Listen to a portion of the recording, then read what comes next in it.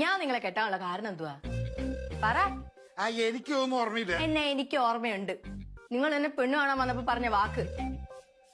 കൊച്ചേ, നിനക്ക് പഠിക്കണമെങ്കിൽ പഠിക്ക, ജോലിക്ക് പോണെങ്കിൽ ജോലിക്ക് പോവാ.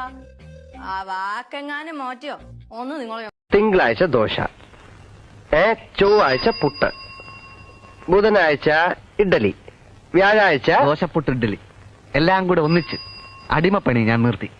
നീ വലിയ ഓഫീസറല്ലേ, ഞാൻ ചുമട്ടുകാരൻ.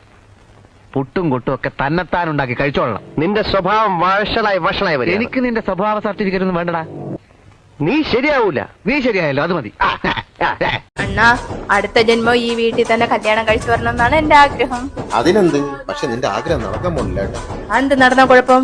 ഞാൻ വീട് വിൽക്കാൻ പോവേനു. എന്തെടുപ്പായി? അയ്യോ, എനിക്ക് വയ്യ അടുത്ത ജന്മം കൂടെ നിന്നെ കെട്ടി ഈ വീട്ടിൽ കിടന്ന് ഇങ്ങനെ നരയിക്കാൻ.